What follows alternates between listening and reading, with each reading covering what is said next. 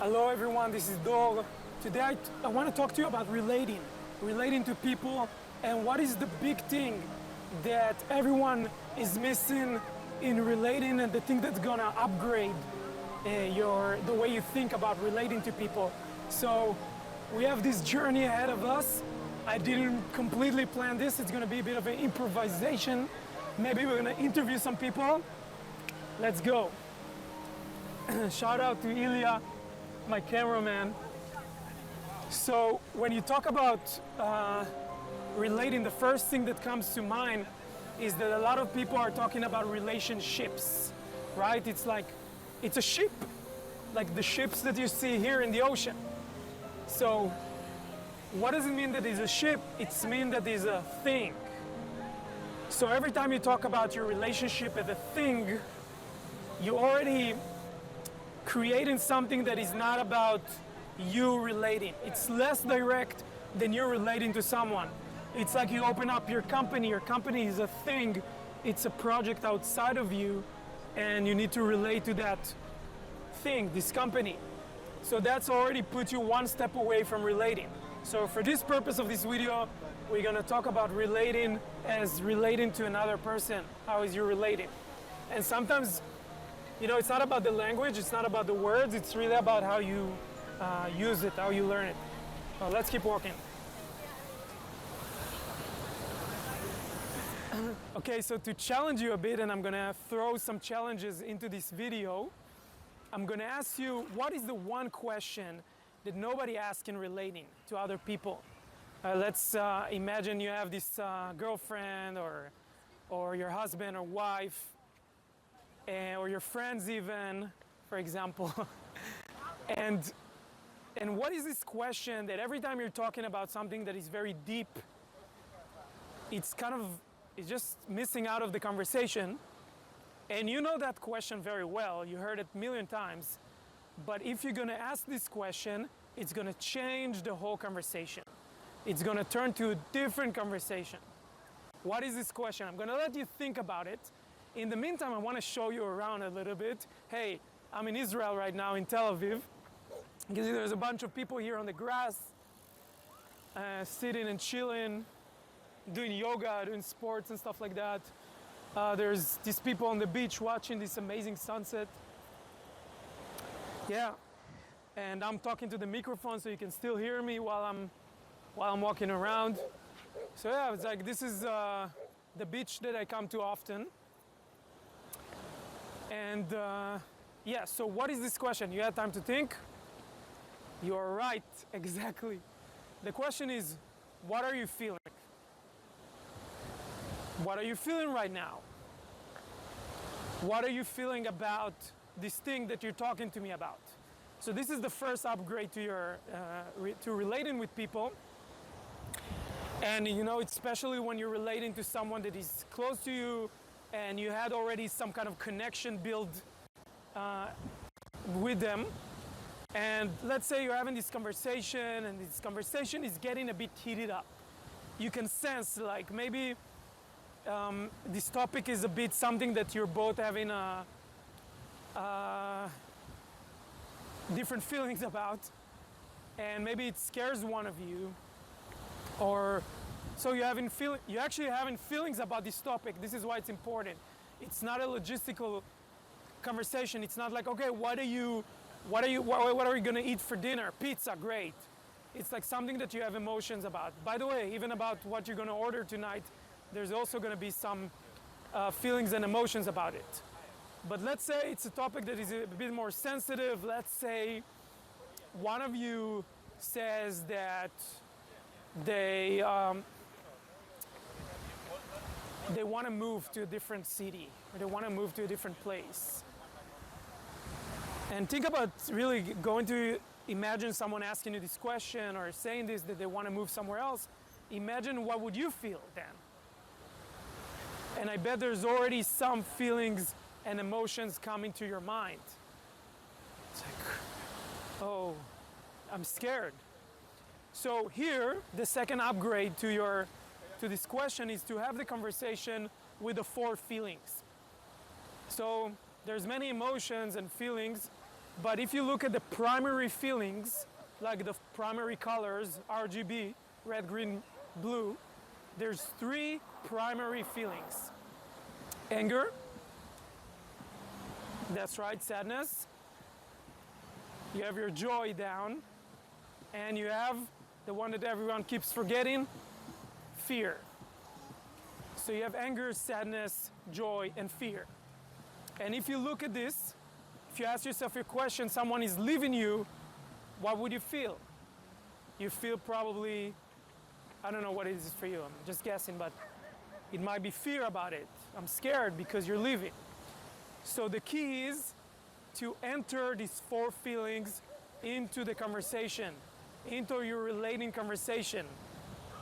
Even if it's about the small things, like we want to change, hey, I want to change the plan. I know we said we're going to go out to this bar tonight, but I want to go to a restaurant instead. Then you can say, I feel angry about it. Like I feel, and so every feeling is between 0 to 100%.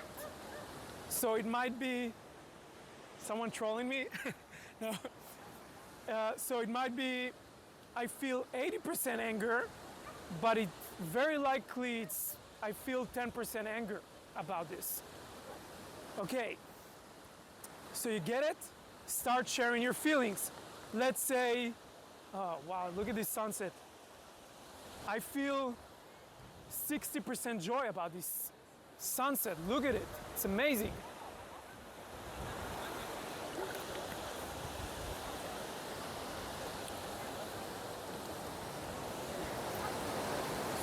So, and take this practice really deep. Like one thing that you can do and can really improve your relating with other people is ask from your partner, ask from your friend. Let's do a 5 or 10 minutes conversation where the first 5 minutes I share what I feel. And the next 5 minutes you share what you feel. And you only stick to these 4 basic feelings. Like I feel scared because I'm starting to study something next month and I don't know how much I'm gonna see you. I feel angry because you didn't, you promised that you're gonna take me there and you didn't. I feel joy just to spend this time with you. I feel sadness because I don't know what to say right now. Like I feel sad about that. So as you're sitting on the beach, as you're sitting at home, integrate this important part and you'll be surprised about what comes up. Okay, let's move to the upgrade number 3. Nobody does this. Be prepared because it sounds simple, but it's going to explode your mind. It's the special keywords, I propose. So it goes like this. I propose that we're gonna change, and instead of going to the beach, we're gonna go to a restaurant. I propose that you take me to a yoga class for the first time. I propose we change the topic. So I propose is this vulnerable place where you offer things. And in modern culture, what are we used to think? What are we used to say? Let's do this. Let's do this instead. No, let's do this. So, and there's no proposal, so you're basically not bringing the ball to the other court to ask for consent or to ask for what is the other person feeling. So, and that's connected to the second part. It's like, I propose we go watch the sunset right now. What do you feel about it? And that takes you to a whole different world of relating to people. Like, how annoying is it when, or how angry are you about when someone is telling you, do this, go, do this, no, do this. It's like someone commanding you. And actually commanding is one of the 12 roadblocks for communication. So the 4th upgrade to your relating is to not use any of the 12 roadblock to communication. And if you want that list from me, I usually give that in trainings and stuff to my clients, but since you already are watching this video and I'm talking about it, so give me, send me a message. I propose you send me a message, and in that message ask for the 12 roadblocks for communication, and I can send it to you. So I'll give you an example. What are the 12 roadblocks for communication? Let's stop for a second. Roadblock, it means no, don't do that. So one of the roadblocks, that is the big thing. That is like a roadblock that, you know, coaches, modern culture coaching people do. And all these mentors and stuff, you can hear that a lot. It's giving advice.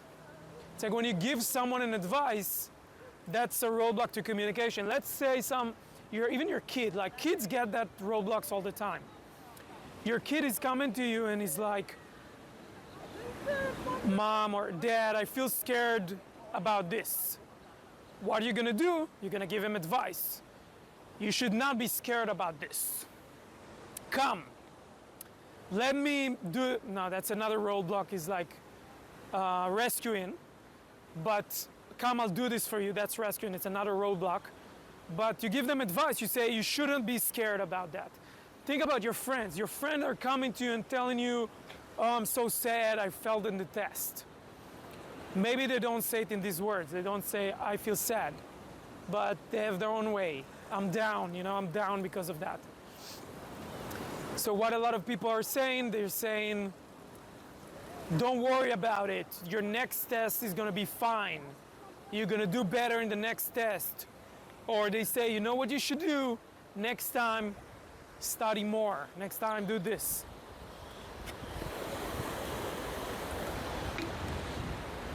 So what these people are telling you, really, they're giving you a roadblock to communication. Another example of roadblock to communication is ordering, like we said before, like go there, do this. Another roadblock to communication is changing the subject. It's like someone is asking you a question and you answer something else. So there's a lot of these roadblocks to communication.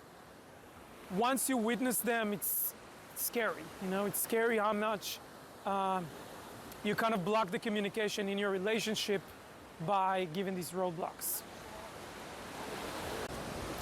Okay, ready for the upgrade number 4 or 5? Let's see if you're following. I don't know. So it's about doing completion loops. So what do you do if you don't give advice? I don't know if you're watching this video the second time after you download the 12 roadblocks, and now you're asking yourself, like, what do I say then? Like, what do I say if I don't give all this advice and the stuff that I'm used to answer with? So the answer is roadblocks to communication. Now, if you're a bit in the, oh, sorry, I didn't let you know. So what do you do if you're in the world of, I mean, you worked with someone, or you're a therapist or something like that, and there's some conversation about this, what we call completion loops. But what I feel is that they haven't perfected the art of completion loops. So a completion loop is when you complete the communication. So for example, one person is telling you, keep going this way. So let's say you're relating to your friend or someone, and they tell you, I feel sad because I wanted to go to the beach today and I ran out of food, so I had to go buy food and I didn't have time to buy food. What are you going to answer? Are you going to give them advice? Are you going to give them possibilities where they didn't ask for? No. What do you say? You do a completion loop. You say, you feel really sad because you wanted to go to the beach today, but you ran out of food, and then you needed to go buy food and you didn't have time to go to the beach. What will they say? They will say, yes, you heard me. Thank God. Someone finally heard what I said, and completing the loop without giving me an advice, without changing the subject, without talking about what they want to talk about. Then they're gonna say, yes, because I'm angry because I wanted to go to the beach all day, all week even. What are you gonna say? You're gonna say, you are angry because you wanted to go to the beach all day, even all week. What they're gonna say, yes, ding, means you got it right. When they say yes, means you got it right.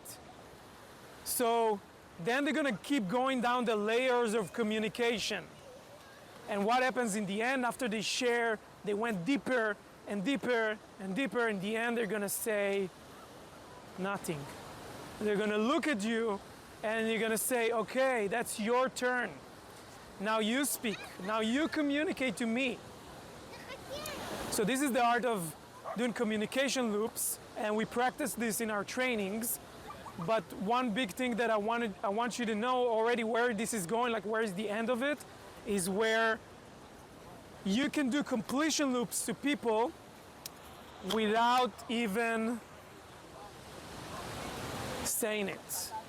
So there is, of course, maybe you think that, you see I just did a roadblock of communication inside the video. I say you probably, which is an assumption.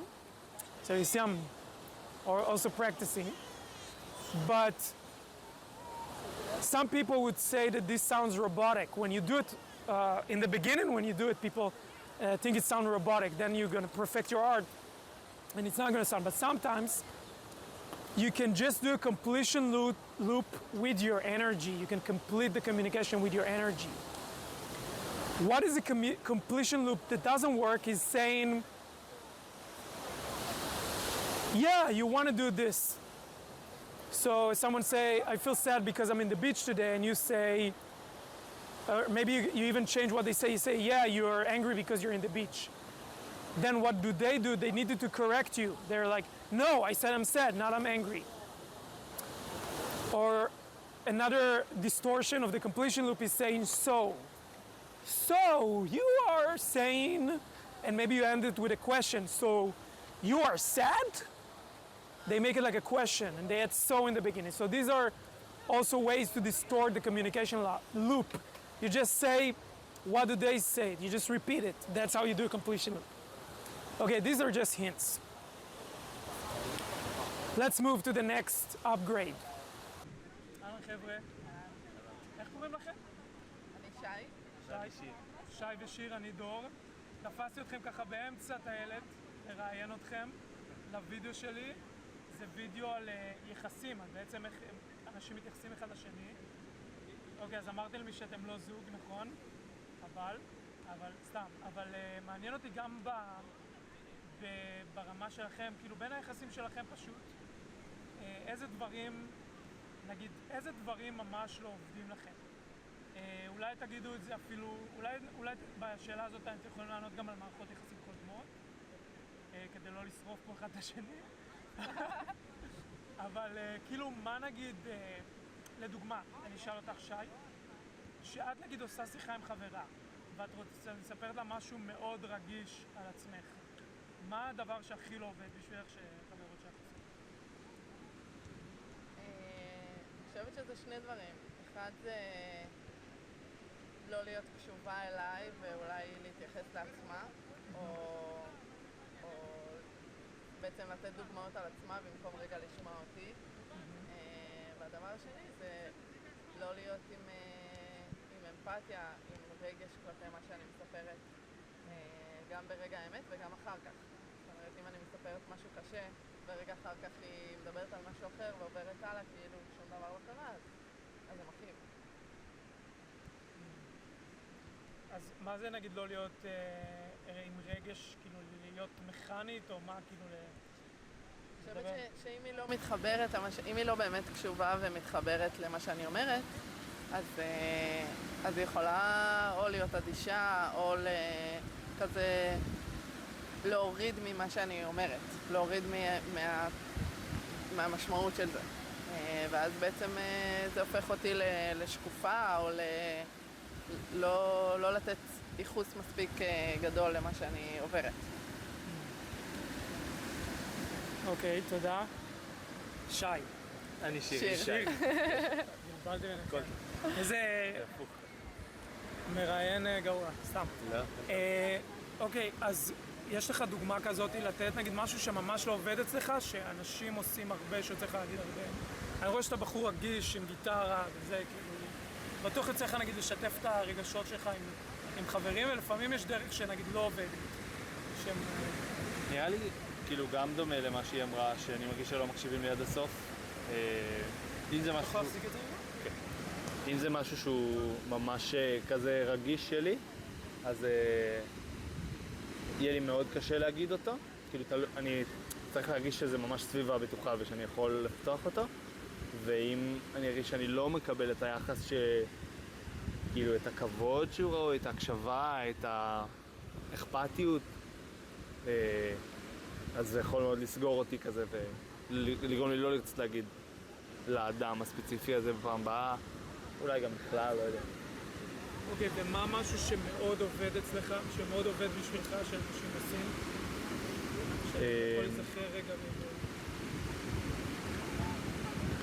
אולי ששואלים שאלות ואני מרגיש שכזה מחוברים, אולי מנסים להתחבר, אפילו לא בהכרח שמבינים אותי עד הסוף באותו רגע, אבל כאילו זה שההרגשה היא שהאדם איתי כאילו לגמרי, ולא כזה, סבבה, מין כזה מקליל את זה, או מין חושב שהוא מבין ואז מין הולך לאיזה נתיב מסוים.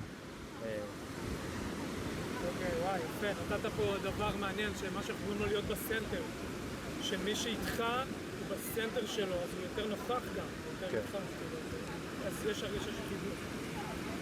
אוקיי, מה איתך? מה כן עובד שעולה לך? נראה לי באמת מאוד בדומה למה ששיר אמר, שמי שנמצא מולי הוא באמת נוכח, אבל לא עסוק בעצמו, אלא רגע שם את עצמו בצד. יש לו סנטר, יש לו נוכחות, אבל הוא לא עסוק בעצמו, הוא עסוק בי. לא בשיפוט שעולה לו, או ברגשות שעולים לו אולי יתר הזדהות, ואז הוא חושב שזה סיפור של עצמו וכבר משליך עליי, אלא ממש להיות נוכח וקשוב, ואם הוא לא מבין אז להגיד, ולשאול ולתקשר, וגם לפעמים שתיקה דווקא. כאילו אם אני מספרת משהו מאוד קשה, לפעמים מה שצריך לתת זה פשוט את החום, ואת האמפתיה ואת המבט, וזה מה שצריך באותו רגע. דווקא לא לשמוע מה הוא חושב על זה. אוקיי, אז הבאת פה משהו מאוד חזק שגם דיברנו עליו עכשיו. איך באמת הוא לא מעביר את זה על עצמו, למרות אולי שיש לו רגשות שעולים בפני עצמו, ועל זה דווקא אני אדבר בהמשך, אבל איך הוא שומר את הפוקוס עלייך בשיחה. אז אתם רוצים לעשות תרגיל קטן? נולדתי בשביל תרגיל קטן. זה ייתן ערך מטורף לאלפי אנשים בעולם. קדימה. אוקיי. אז את אומרת לו משהו שאת מרגישה, והרמז זה להשתמש באחד מהארבע רגשות הבסיסיים: כעס, פחד, עצב או שמחה. פשוט לספר על משהו שאני מרגישה? כן, להגיד כזה במשפט אחד, משהו שאת מרגישה. זה לא חייב להיות אמיתי, סתם לצורך הדבר. אוקיי.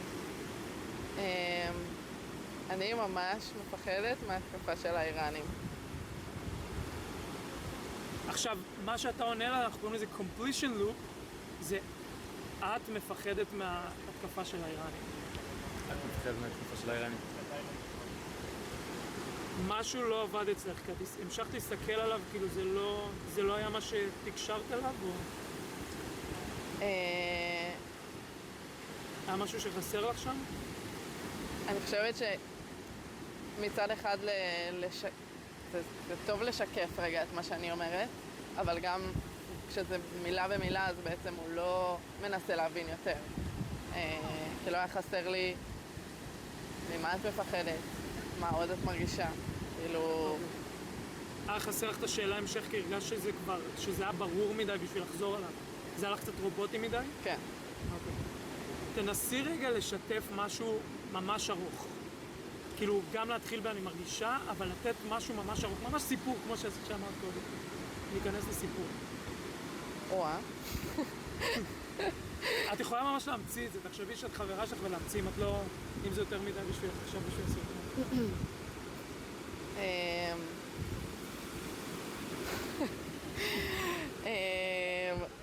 אז אני אמשיך את הקו הזה. המשפחה שלי בצפון, ואני ממש מפחדת עליהם, ועל מה יקרה להם ברגע שתתחיל המערכה הצפונית. ואני לא יודעת מה יהיה, ואני לא יודעת איך לעזור, אני לא יודעת מה עומד לקרות שם. אין להם ממד, אין להם יכולת להיות שמורים, אף אחד לא מגן עליהם, אני רחוקה מהם ואני לא יודעת מה לעשות, ממש על הגבול. וזה משהו שעברנו, ואני כבר יודעת מה זה לחוות את הטראומות שיכולות לקרות פה במדינה, ואני לא רוצה שהמשפחה שלי יחוו את זה. אז אני מאוד מפחדת עליהם, מאוד חרדה. להמשיך. תעשה לה completion loop. את ממש תביא את המיקרופון. את ממש מפחדת מהמתקפה של האיראנים, כי את חוששת על שלום המשפחה שלך ואנשים האהובים עלייך. יפה. סליחה, תמשיכי. אז הכן הזה, תסתכל עליי, הכן הזה שהיה לך בזה, זה אומר שהתקשורת שלך הוא שלמה. שהוא החזיר לך את התקשורת, למרות שהוא עשה את זה מאוד קצר, זה היה כאילו, אוקיי, שמעתי. אז כן, יכול להיות שהדוגמה הראשונה פשוט לא עבדה, כי הייתה פשוטה מדי, אז כאילו חיכית דווקא לשאלה. אוקיי, מגניב, תודה רבה. תודה לך, תודה שהשתתפתם בזה. Okay, welcome back everyone. I hope you enjoyed what you got from this little interview. And really this video is not about being right or being wrong, or there's like one way to do things. It's really about turning on all these light bulbs in you and seeing what you can take from it, what you can take from it for your life. So there's no true, it's not about you believing me or something like that. Just go and experiment that for yourself. So one great thing these people mentioned, Shai and Shir, they mentioned to be in the center. When someone is present with me, it means everything. So I want you to do an exercise on this, and I have a video about how to become more centered, so you really can start the whole conversation. If it's your partner or your friend, start the whole conversation with them when you're centered. So I'm gonna teach, there is a video about it, I'm gonna link it here below, so you can see this video and learn to be more centered. And the last thing that is, I think, really great, I'm really happy that she said that, it was about the emotions. So in this conversation, there is a distinction between feelings and emotions. Like what we did before is use conscious feelings. What I feel right now, I feel sad, I feel angry, but there's a whole range of emotions which are feelings that got stuck in the past. So if I just feel angry for 3 minutes right now because I don't want to go to the beach, I want to go to a restaurant, and then I can say that, I change my mind, and the feeling goes away less than 3 minutes.